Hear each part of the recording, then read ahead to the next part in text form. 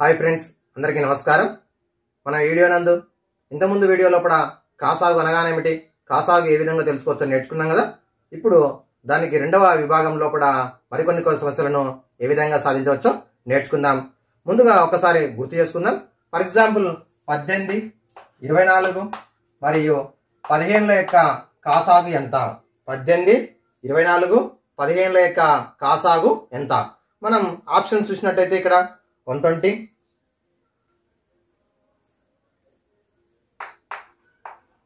240, 360 and 480. Okay, 18, 24, 15ల యొక్క కాసాగు ఎంత? మనకి మరి మూడు సంఖ్యలు గమనించినట్టయితే 18, 24, 15 చూసినట్టయితే మూడు కూడా 3 చేత భాగించబడుతున్నాయి. కాబట్టి 3 6ల, 3 8ల, 3 5ల. నెక్స్ట్ ఇది మరలా ఒకసారి చూసినట్టయితే 2తో భాగించబడుతున్నాయి. 2 3ల, 2 4ల, 5 అదే విధంగా రాసుకుంటాం. ఇప్పుడు ఇక్కడ ఉన్నటువంటి మూడు సంఖ్యలు గమనించినట్టయితే 3, 5 ప్రధాన సంఖ్యలు, 4 అనేది సంయుక్త సంఖ్య అయినప్పటికీ ఈ మూడు కూడా ఏమవుతున్నాయి? పరస్పర ప్రధాన సంఖ్యలు అవుతున్నాయి. కాబట్టి వీటి యొక్క లబ్ధము 3 × 2 × 3 × 4 × 5. సో మనకి సులభంగా గుణించడం కోసం 5 2ల 10, 3 3ల 9, 9 10ల 90, 90 × 4 360. సో ఆప్షన్ సి 360 అనేది సమాధానం అవుతుంది. ఈ విధంగా ఇచ్చినటువంటి సంఖ్యలు 3 లేదా 2 లేదా 3 లేదా అంతకంటే ఎక్కువ సంఖ్యలు ఇచ్చినప్పుడు కూడా భాగాహార పద్ధతి ద్వారా మనము ఏ విధంగా కాసాగు కనుగొనవచ్చో నేర్చుకోవడం జరిగింది. నెక్స్ట్ మరొక సమస్య చూద్దాం. 2 ఘాతం 3 × 3 × 5 ఘాతం 2 × 7, 2 ఘాతం 4 × 3 ఘాతం 2 × 5 × 7 ఘాతం 2 × 11, 2 × 3 ఘాతం 2 × 5 ఘాతం 4ల కాసాగు ఎంత? అంటే ఇచ్చినటువంటి సంఖ్యలు కాకుండా వాటి యొక్క ప్రధాన కారణాంకాల లబ్ధాన్ని ఇవ్వడం జరిగింది. ఈ విధంగా ప్రధాన కారణాంకాల లబ్ధంగా ఇచ్చినప్పుడు కాసాగు ఏ విధంగా తెలుసుకోవచ్చో చూద్దాం. ముందుగా ఇచ్చినటువంటి మూడు సంఖ్యల లోపల ప్రధాన కారణాంకాల లబ్ధంగా రాసినప్పుడు కారణాంకాలు ఏమేమి ఉన్నాయో గమనించండి ఒక్కసారి. 2 ఉంది, 3 ఉంది, 5 ఉంది, 7 ఉంది, 11 ఉంది. ఇక్కడ ఉన్నటువంటి అన్ని కారణాంకాలను రాసుకోవాలి. 2 ఉంది, 3, 5, 7, 11 కూడా ఉంది. సో ఇప్పుడు నెక్స్ట్ ఏం చేయాలంటే ఈ అన్ని సంఖ్యల లోపల గరిష్ట ఘాతం ఉన్నటువంటిది తీసుకోవాలి. 2కు గరిష్ట ఘాతం ఎంత ఉంది? ఇక్కడ 3, 4, 1. కాబట్టి గరిష్ట ఘాతం 4 అవుతుంది. నెక్స్ట్ ఇది 3, 3 స్క్వేర్, 3 స్క్వేర్. సో గరిష్ట ఘాతం 2. 5 స్క్వేర్, 5, 5 ఘాతం 4, గరిష్ట ఘాతం 4. 7, 7 స్క్వేర్, సో 7 స్క్వేర్. నెక్స్ట్ ఇది 11 ఘాతం 1. ఇదే ఇచ్చినటువంటి సంఖ్యల యొక్క కాసాగు అవుతుంది. ఇచ్చిన సంఖ్యలకు ప్రధాన కారణాంకాలు లబ్ధంగా రాసినప్పుడు కాసాగు ఏ విధంగా తెలుసుకోవాలి అంటే ఇచ్చినటువంటి అన్ని సంఖ్యల ప్రధాన కారణాంకాల లబ్ధంలో ఉన్నటువంటి కారణాంకాలు రాసుకోవాలి. 2, 3, 5, 7, 11. సో ఈ విధంగా రాసుకుంటాం. తర్వాత గరిష్ట ఘాతం ఏది ఉంటే అది రాసుకుంటాం. ఓకే, ఇది మరొక పద్ధతి. ఒకసారి ఒక గుడిలో 3 గంటలు గలవు. మొదటిది 10 సెకండ్లకు ఒక్కసారి, రెండవది 15 సెకండ్లకు ఒక్కసారి, మూడవది 20 సెకండ్లకు ఒక్కసారి మ్రోగుతాయి. 5 గంటలకు, సాయంత్రం 5 గంటలకు 3 ఒకేసారి మోగినట్టయితే మరలా ఈ 3 ఒకేసారి ఎప్పుడు మోగుతాయి? క్వశ్చన్ బాగా వినండి. ఒక గుడిలో 3 గంటలు మోగుతాయి కలవు. అందులో మొదటిదేమో 10 సెకండ్లకు ఒక్కసారి, 10 సెకండ్స్కి ఒకసారి, రెండవదేమో 15 సెకండ్లకు ఒక్కసారి, మూడవది 20 సెకండ్లకు ఒక్కసారి మోగుతాయి. 3 కూడా ఒకేసారి 5 గంటలకు మోగినట్టయితే మరలా ఎప్పుడు మోగుతాయి? Okay question. సో ఇప్పుడు మరి మొదటిది 10 సెకండ్లకు ఒక్కసారి కాబట్టి 10 సెకండ్లు, 20 సెకండ్లు, 30 సెకండ్లు, 40 సెకండ్లు, 50, 60 ఇలా మోగుతుంది.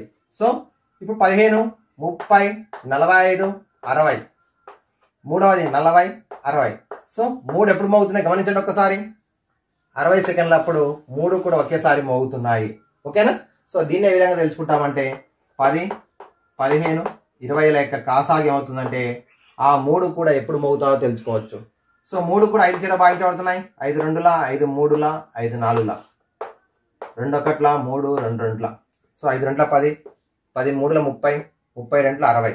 సో 60 సెకండ్లు అప్పుడు అంటే 5 గంటల 1 నిమిషానికి మరలా 3 ఒకేసారి మోగుతాయి. ఓకేనా? ఇదే క్వశ్చన్.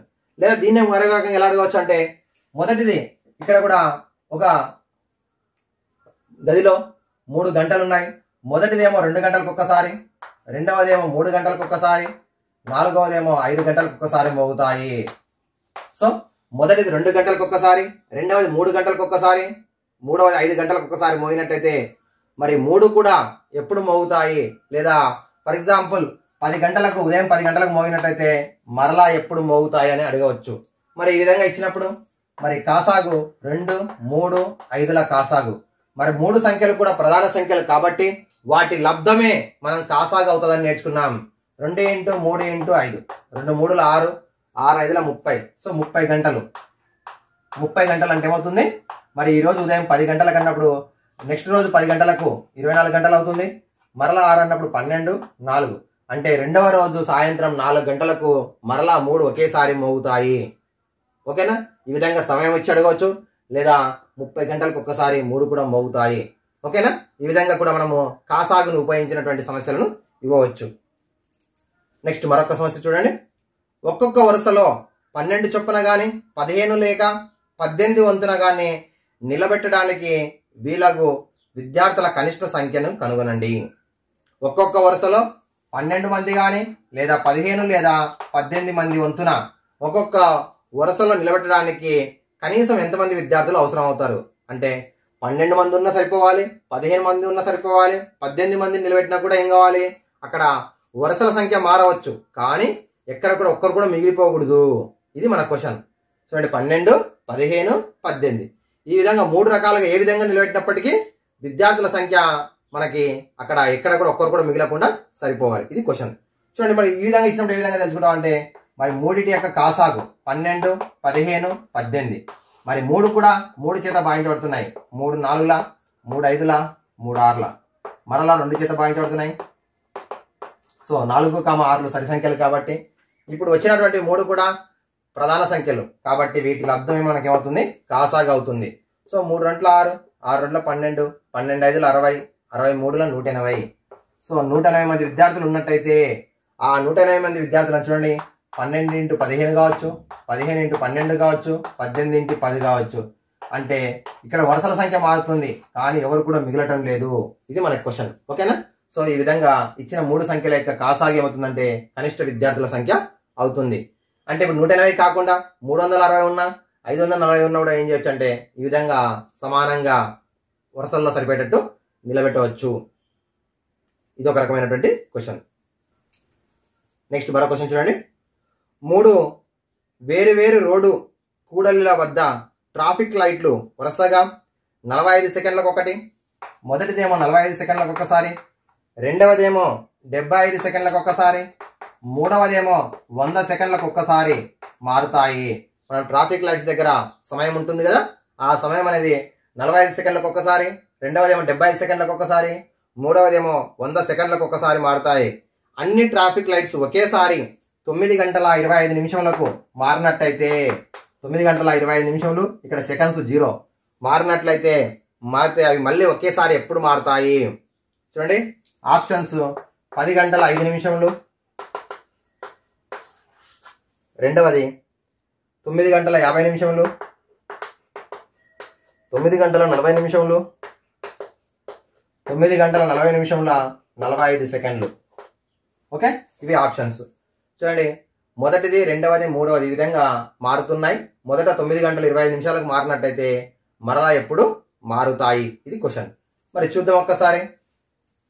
45, 75, 100 ఈ మూడిటి యొక్క కాసాగు ఏమవుతుందంటే మనకి కనిష్ట సామాన్య గుణిజం.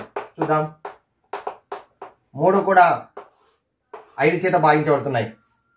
సో ఈ 2 కూడా 15 చేత భాగించబడుతున్నాయి, కానీ ఇది భాగించబడటలేదు కాబట్టి మనం 5 చేత భాగించాలి. 5 9ల, 5 15ల, 5 20ల. మరలా ఈ 2 కూడా 5 చేత భాగించబడుతున్నాయి. 9, 5 3ల, 5 4ల. సో ఈ 2 3 చేత భాగించబడుతున్నాయి. 3 3ల, 3 1ల, 4. సో ఇప్పుడు ప్రధాన సంఖ్యలు కానీ పరస్పర ప్రధాన సంఖ్యలు కానీ వచ్చినట్టయితే మన యొక్క కాసాగు అనేది ఆఫ్ చేసి ఇప్పుడు వీటి యొక్క లబ్ధం తెలుసుకోవాలి. 5 5లు 25, 25 4ల 100, 100 × 9. సో 5 × 5 × 4 × 3 × 3 మనకి గుణకార వినిమయ ధర్మం ప్రకారం ఏ విధంగానైనా రాసుకోవచ్చు, తారుమారు చేయొచ్చు. 5 5లు 25, 24ల 100, 100 9ల 900. 900 అనగా మనకి 15 నిమిషములు, 15 నిమిషములు. సో 9 గంటల 25 నిమిషాలకు 15 నిమిషములు కలిపినట్టయితే 9 గంటల 40 నిమిషములు. 9 గంటల 40 నిమిషాలకు మరల ఏమవుతాయి అంటే 3 ఒకేసారి మనకి మారుతాయి. ఓకేనా? ఈ విధంగా మనకి ఇచ్చినటువంటి సమస్యకు సాధన తెలుసుకోవచ్చు. నెక్స్ట్ క్వశ్చన్ చూడండి. 3, 4, 6, 7లచే భాగించగా ప్రతిసారి శేషము 2 వచ్చు చిన్న సంఖ్య ఎంత? ఈ 4 సంఖ్యల చేత భాగించబడుతూ మరి ఏం చేయాలి? ప్రతిసారి కూడా ఏ సంఖ్యతో భాగించినా సరే శేషం 2 రావాలి. వచ్చేటటువంటి సంఖ్య ఏది? ఓకే, సో మరి ఈ 4 సంఖ్యల చేత భాగించబడే సంఖ్య ఖచ్చితంగా కూడా ఏమవుతుంది? ఈ 4 సంఖ్యల కంటే పెద్దగా ఉంటుంది. భాగించబడే సంఖ్య అనగా మరి అదేమవుతుంది? కాసాగా అవుతుంది. ఈ 4టికి గుణిజం కావాలను గుర్తుపెట్టుకోండి. మనం ఎలా ఆలోచించాలి? కాసాగు అనేది ఎట్లా తెలుసుకోవాలంటే ఈ 4 చేత భాగించబడుతుంది అంటే అది ఈ 4 యొక్క గుణిజం అవుతుంది. గుణిజము అనేది ఏమవుతుంది? కాసాగు అవుతుంది. కనిష్ట సామాన్య గుణిజము. ఎందుకంటే చిన్న సంఖ్య అడిగింది కాబట్టి. ఇప్పుడు మరి 3 సంఖ్యల యొక్క కాసాగు తెలుసుకుందాం. 4 సంఖ్యలకు సో 3 1ల 4, 3 2ల 7. సో ఈ 2 సంఖ్యలు కూడా 2 చేత భాగించబడుతున్నాయి. సో ఇప్పుడు మిగిలినటువంటి సంఖ్యల యొక్క లబ్ధమే కాసాగు అవుతుంది. 3 2ల 6, 6 2ల 12, 12 7ల 24. సో 84 అనేది మనకి ఈ 4 సంఖ్యల చేత భాగించబడే సంఖ్య. కానీ మనకేం అడిగిండు? శేషం ఎంత రావాలని చెప్పిండు? 2 రావాలి. సో శేషం 2 రావాలంటే ఆ సంఖ్య కంటే కూడా 2 పెద్దగా ఉంటే మరి అదేమవుతుంది? మనకి శేషం అవుతుంది. సో దేర్ ఫోర్ ఆన్సర్ 86 అవుతుంది. ఆన్సర్ ఎంత? 86. ఓకేనా? ఈ విధంగా ఇచ్చిన 4 సంఖ్యల చేత భాగించబడటం కాకుండా శేషం 2 వచ్చేటటువంటి సంఖ్య అన్నప్పుడు ఏ శేషం అయితే ఉందో ఆ శేషాన్ని ఏం చేయాలి?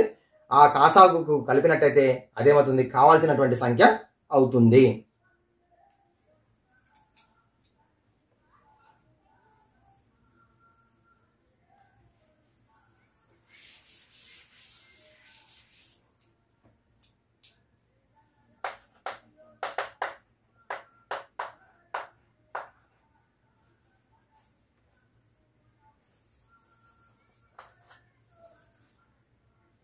నెక్స్ట్ క్వశ్చన్ చూద్దాం.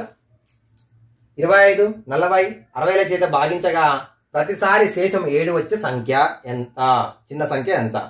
25, 40, 60ల చేత భాగించగా ప్రతిసారి కూడా శేషం 7 వచ్చేటటువంటి చిన్న సంఖ్య ఎంత? సేమ్ బిఫోర్ క్వశ్చనే. సో ఈ 3 సంఖ్యల చేత భాగించబడే సంఖ్య ఫస్ట్ తెలుసుకుంటాం. కాసాగా అవుతుంది. దానికి 7 కలిపినట్టయితే మనకి కావాల్సినటువంటి సంఖ్య అవుతుంది. సో మరి ముందుగా గమనించండి ఒక్కసారి. 25, 40, 60 ఈ 3 సంఖ్యలను కూడా భాగించేటటువంటి గరిష్ట సంఖ్య 5 అవుతుంది. ఈ మూడింటిని భాగించేటటువంటి గరిష్ట సంఖ్య 5. సో 5 చేత భాగిస్తాం. 5 5ల 5 8ల 5 12ల. నెక్స్ట్ ఈ రెండింటిని భాగించేటటువంటిది ప్రధాన సంఖ్య కాబట్టి ఇప్పుడు ఈ రెండింటిని గమనించండి. 8 12. ఈ రెండింటిని భాగించేటటువంటి గరిష్ట సంఖ్య 4. సో 4 2ల 4 3ల. ఇప్పుడు వీటి లబ్ధము, ఎందుకంటే ఇవన్నీ కూడా ప్రధాన సంఖ్యలు కాబట్టి వీటి లబ్ధమే మనకి కాసాగా అవుతుంది. 5 4లు 20, 25ల 100, 100 2ల 200, 200 3ల 600. సో 600 అనేది ఏమవుతుంది? కాసాగా అవుతుంది. కానీ మనకు కావాల్సింది కాసాగు కాదు. ఈ 3 సంఖ్యల చేత భాగించబడుతూ శేషం ఎంత రావాలని చెప్పిండు? 7 రావాలి. కాబట్టి మరి కావాల్సినటువంటి సంఖ్య ఎంత అంటే మనకి ఆ కాసాగు ప్లస్ శేషము. కాసాగు ప్లస్ శేషం. సో కాసాగు 600 కాబట్టి 600 ప్లస్ 7 607. ఓకేనా? కొన్ని సందర్భాలు ఈ ఆప్షన్ లేదనుకోండి, మనకి 1207 కూడా ఉండొచ్చు. 1200 ప్లస్ 7 1207 లేదా 1800 ప్లస్ 7 అంటే ఈ 600 యొక్క గుణిజాలు ప్లస్ శేషం. ఓకేనా? ఈ విధంగా కూడా మనకి క్వశ్చన్ రావచ్చు. చూడండి, ఈ 3 సంఖ్యల చేత భాగించగా ప్రతిసారి 7 వచ్చేటటువంటి సంఖ్య. నెక్స్ట్ క్వశ్చన్ గమనించండి ఒక్కసారి. 10, 15, 25లచే భాగించగా వరుసగా 7, 12, 22 శేషం వచ్చేటటువంటి కనిష్ట సంఖ్య ఎంత? ఈ 3 సంఖ్యల చేత భాగించినప్పుడు మరి ఏం కావాలి? 10 చేత భాగిస్తే శేషం 7 రావాలి. 15 చేత భాగిస్తే 12 రావాలి. 25 చేత భాగిస్తే 22 రావాలి. మరి ఇంతకుముందు క్వశ్చన్ ఏముంది? మూడింటి కూడా శేషం సేమ్ వస్తుంది.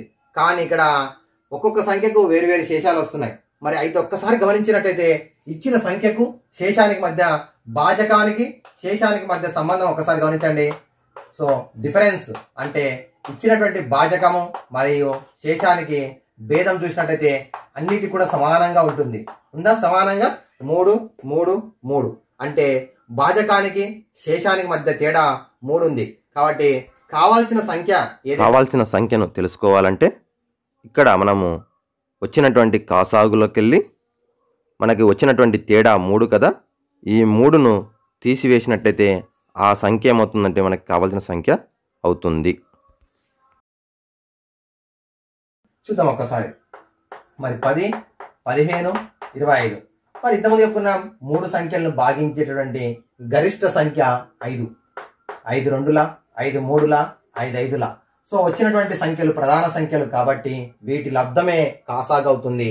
సో కాసాగు ఎల్సిఎం ఈజ్ ఈక్వల్ టు 5 2ల 10 10 3ల 30 35ల 150.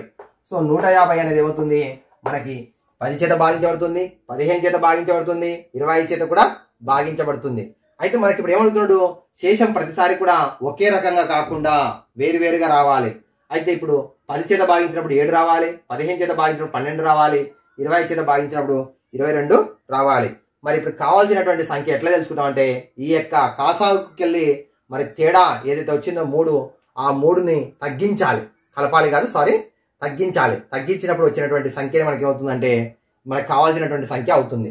ఇంతకుముందు లెక్కలోనే ప్రతిసారి శేషం అంతే వస్తుంది కాబట్టి అక్కడనేమో కలపాలి, ఇక్కడేమో తేడాను, అక్కడ శేషాన్ని కలుపుతున్నాం, ఇక్కడ తేడాను తీసేస్తున్నాం. So 150 minus 3 is equal to 147. మరొకసారి చూడండి, ఇచ్చినటువంటి 3 సంఖ్యల చేత వరుసగా భాగించినప్పుడు ఈ విధంగా శేషాలు వచ్చినటువంటి కనిష్ట సంఖ్య ఎంత? సో ముందుగా వాటి యొక్క భేదం చూసినట్టయితే అన్నిటికీ సమానంగా 3 ఉంది. మరి ముందుగా కాసాగు తెలుసుకుంటాం. ఈ కాసాగులకి వెళ్ళి తేడాను తీసివేసినట్టయితే వచ్చే సంఖ్య మనకి చూసినట్టయితే 10 చేత భాగించినప్పుడు చూడండి ఒక్కసారి, 10 చేత భాగిస్తే 10 14 140 7 మిగిలింది. 15 చేత భాగిస్తే 15 9 135 మనకి 12 మిగిలింది. 25 125 22 మిగిలింది. ఓకేనా? నెక్స్ట్ మరో క్వశ్చన్ చూద్దాం. 18 24 30ల చే భాగించగా వరుసగా 14 కానీ 18 చేత భాగించినప్పుడు 14, 24 చేత భాగించినప్పుడు 20, 30 చేత భాగించినప్పుడు 26 శేషాలు వచ్చేటటువంటి కనిష్ట సంఖ్య ఏది కింది వాటిలో? చూడండి ఇప్పుడు మరి ఇక్కడ కూడా చూసినట్టయితే 18 14 తేడా 4. సో ఏదైతే తేడా వచ్చిందో సమానంగా వస్తుంది కాబట్టి ఈ తేడాను ముందుగా ఈ 3 సంఖ్యల చేత భాగించేటటువంటిది అంటే ఆ మూడింటి యొక్క గుణిజం అవుతుంది. కనిష్ట సంఖ్య అన్నప్పుడు కాసాగు అవుతుంది. ఆ కాసాగులకు వెళ్ళి ఈ తేడా ఏదైతే వచ్చిందో దాన్ని మైనస్ చేసినట్టయితే మనకు కావాల్సినటువంటి సంఖ్య వస్తుంది. సో ముందుగా 18 24 30 కాసాగు తెలుసుకోవాలంటే మనం ఇదివరకు నేర్చుకున్నాం మూడింటిని భాగించేటటువంటి గరిష్ట సంఖ్య 6. ఓకేనా? ఎందుకనగా 3 కూడా సరి సంఖ్యలు అవుతున్నాయి, 3 కూడా 3 చేత భాగించబడుతున్నాయి కాబట్టి 6 చేత భాగించబడతాయి. సో 6 3ల 6 4ల 6 5ల పరస్పర ప్రధాన సంఖ్యలు, వీటి లబ్ధమే మనకి కాసాగు అవుతుంది. సో 6 5ల 30, 33ల 90, 94ల 360. 360 అనేది కాసాగు అవుతుంది. అంటే ఈ మూడింటి చేత భాగించబడేటటువంటి కనిష్ట సంఖ్య. అయితే మనకేం కావాలి, శేషము మారాలి. సో తేడా 4 ఉంది కాబట్టి తీసివేస్తే 356. ఇదే మనకి కావాల్సినటువంటి సంఖ్య అవుతుంది. ఓకేనా? సో ఒకవేళ మూడింటి చేత భాగించబడే సంఖ్యనేమో 360 అవుతుంది. ఇక్కడ తేడా అనేది ఒకవేళ శేషం మిగులాలంటేనే ప్లస్ చేస్తాము, ఇక్కడనేమో డిఫరెంట్గా ఉన్నప్పుడు ఏం చేయాలి, మైనస్ చేయాలి. ఓకేనా? ఇది మన క్వశ్చన్. నెక్స్ట్ క్వశ్చన్, 12 15 20ల చే భాగించబడే 9 యొక్క కనిష్ట గుణిజం ఏది? 12 15 20ల చే భాగించబడే 9 యొక్క కనిష్ట గుణిజం ఏది? ఇది క్వశ్చన్. చూడండి ఇప్పుడు మరి 9 చేత 12 చేత 15 చేత 20 చేత మూడింటి చేత భాగించబడాలంటే ఖచ్చితంగా ఏమవుతుంది, ఈ మూడింటి యొక్క గుణిజం అవుతుంది. దానిలో కనిష్టం అన్నప్పుడు కాసాగు అవుతుంది. సో ఫస్ట్ కాసాగు తెలుసుకుందాం. 12 15 20. సో 3 కూడా ఏమవుతుంది మనకి చూసినట్టయితే ఈ 2 4 చేత భాగించబడుతున్నాయి, ఇది ఎలాగో భాగించబట్టలేదు, 2 చేత భాగించబట్టలేదు కాబట్టి మనం 4 తీసుకోవచ్చు. 4 3ల 4 5ల 15 అదే విధంగా రాసుకుంటాం. నెక్స్ట్ 3 చేత, నెక్స్ట్ 5 చేత. ఓకే? సో లేదంటే నిన్న నేర్చుకున్నాం మనము 12 15 20. 20 పెద్ద సంఖ్య, 40 60. సో మనకి 40 అనేది 60 అనేది 20 చేత భాగించబడుతుంది, 15 చేత భాగించబడుతుంది, 12 చేత కూడా భాగించబడుతుంది. కాబట్టి ఇదే కాసాగు అవుతుందని నేర్చుకున్నాం. ఇప్పుడు 60, కానీ 60 అనేది ఏమవుతుంది? 9 చేత భాగించబడదు. సో 60 భాగించబడదు కాబట్టి 60 యొక్క గుణిజం 120, ఇది కూడా 9 చేత భాగించబడదు. నెక్స్ట్ ఇది 180, ఇది 9 చేత భాగించబడుతుంది. సో 1 + 8 9 కాబట్టి మరి 9 చేత భాగించబడుతుంది. సో దేర్ఫోర్ మన ఆన్సర్ ఎంత అవుతుంది? 180 అవుతుంది. ఎందుకనగా మనకి 3 చేత భాగించబడే సంఖ్యనే 60, కానీ 9 చేత కూడా భాగించబడాలంటే ఖచ్చితంగా ఏం కావాలి? 180 అవుతుంది. లేదా ఓకే, ఈ విధంగా మనం తెలుసుకోవడం జరుగుతుంది. లేదంటే దీన్ని మనం ఇంకో రకంగా ఎలా చేయవచ్చు అంటే 12, 15, 20, 9 కూడా రాసుకుంటాం. ఎందుకంటే ఈ 3 చేత భాగించబడాలి, 9 యొక్క గుణిజం కావాలంటే 9 చేత కూడా భాగించబడి ఉండాలి. సో 3 3ల 3 5ల 3 3ల 20 అలాగే రాసుకుంటాం. నెక్స్ట్ ఇది మరలా సారీ ఇక్కడ 3 4ల, నెక్స్ట్ 4 చేత 1 5 4 5ల 3, మరలా 5 చేత. సో 3 4 12 12 5ల 60 63ల 180. ఓకేనా? ఈ విధంగా మనం ఇచ్చినటువంటి సమస్యకు సాధన తెలుసుకోవడం జరిగింది. నెక్స్ట్ మరో క్వశ్చన్ చూడండి, సేమ్ క్వశ్చన్. 10 15 25లచే భాగించబడే 12 యొక్క కనిష్ట గుణిజం ఏది? 10 15 25లచే భాగించబడే 12 యొక్క కనిష్ట గుణిజం ఏది? సో ఇంతకుముందు మనం చూసినాం, ఈ 3 చేత భాగించబడాలి, 12 యొక్క గుణిజం కూడా అయిందనుకోండి, అది కూడా ఏమవుతుంది? ఈ 4 చేత నిశ్శేషంగా భాగించబడే కనిష్ట సంఖ్య అని అర్థం. సో 10 15 25 వీటితో పాటు 12 కూడా ఒకేసారి తెలుసుకున్నట్టయితే అదే మనకి కావాల్సినటువంటి సంఖ్య అవుతుంది. సో 3 సంఖ్యలు అబ్జర్వ్ చేసినట్టయితే మొదటి 3 5 చేత భాగించబడుతున్నాయి. సో నెక్స్ట్ 2 చేత, నెక్స్ట్ మరలా 3 చేత, ఎందుకన్నా 3 ఉంది 6 ఉంది. సో ఇప్పుడు వచ్చినటువంటివి 1 1 వచ్చింది, ఇక్కడ 5 2 ప్రధాన సంఖ్యలు. 5 2ల 10, 10 3ల 30, 35ల 150, 152ల 300.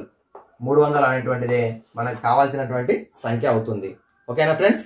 ఈ విధంగా ఇచ్చినటువంటి సంఖ్యల యొక్క కాసాగును విభిన్న సందర్భాల్లో ఏ విధంగా తెలుసుకోవచ్చో నేర్చుకున్నాం కదా. Thank you friends. మరి వీడియో నచ్చినట్టయితే లైక్ చేయండి, అలాగే మీతో పాటు మీ ఫ్రెండ్స్కి షేర్ చేయండి, ఛానల్ని సబ్స్క్రైబ్ చేసుకోండి, పక్కన ఉన్నటువంటి బెల్ సింబల్ని ప్రెస్ చేసినట్టయితే నోటిఫికేషన్స్ రూపంలో కూడా నెక్స్ట్ వీడియోస్ యొక్క సమాచారం వస్తుంది. అలాగే ఇంతవరకు నా ఛానల్లో కూడా వివిధ కాంపిటీషన్ ఎగ్జామ్స్ సంబంధించినటువంటి వీడియోస్ ఉంచడం జరిగింది. వాటిని కూడా ఒకసారి ప్లేలిస్ట్లో గమనించండి. మరి ఈ వీడియోస్ను కూడా చూసి మీరు నేర్చుకోవచ్చును. అలాగే మీకు స్క్రీన్ పై కనిపిస్తున్నటువంటి నా యొక్క వెబ్సైట్లో కావచ్చు, లేదంటే కనిపిస్తున్నటువంటి బ్లాగ్ స్పాట్లో కావచ్చు, మరి కొన్ని వర్క్షీట్లు లేదా ప్రాక్టీస్ టెస్ట్ రూపంలో కూడా ఉంచడం జరిగింది. వాటిని కూడా మీరు చూసి నేర్చుకోవచ్చును. Thank you friends.